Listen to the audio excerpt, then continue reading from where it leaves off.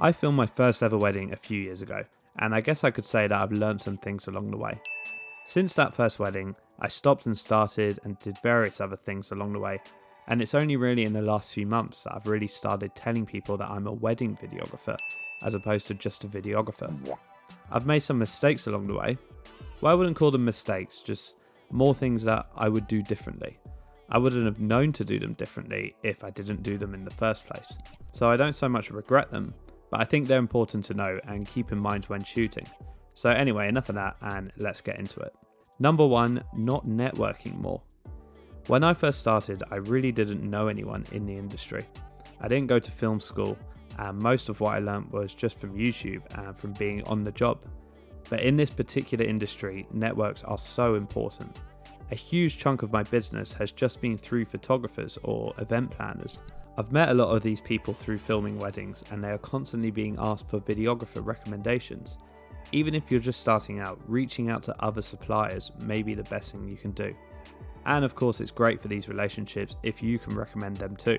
Number 2, using ND filters.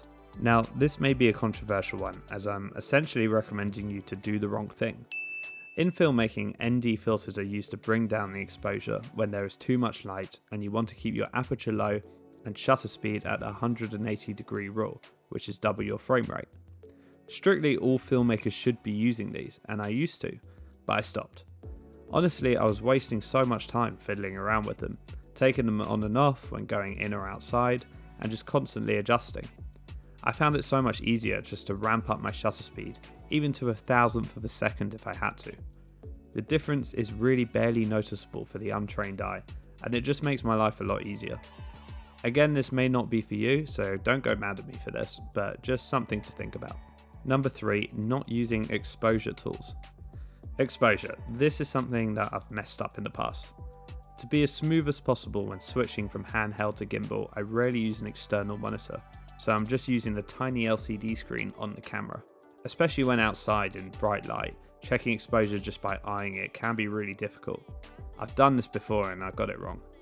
Thankfully, if you don't get it too wrong and you're shooting at a high bit rate, this can be somewhat fixed in post, but you really want to get it right straight out of the camera for it to look as good as possible.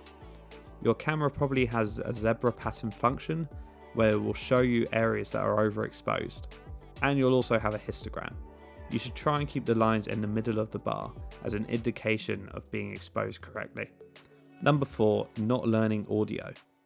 I won't spend too long on this as I've done an entire video on wedding audio, but it took me a lot of trial and error to get this right.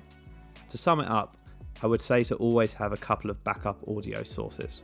Audio is something that's hard to monitor live, and you never know when it will screw up. Groomsman to Filmmaker, I had lots of lovely things to say. It also took me some time to learn what equipment I needed to get good quality audio.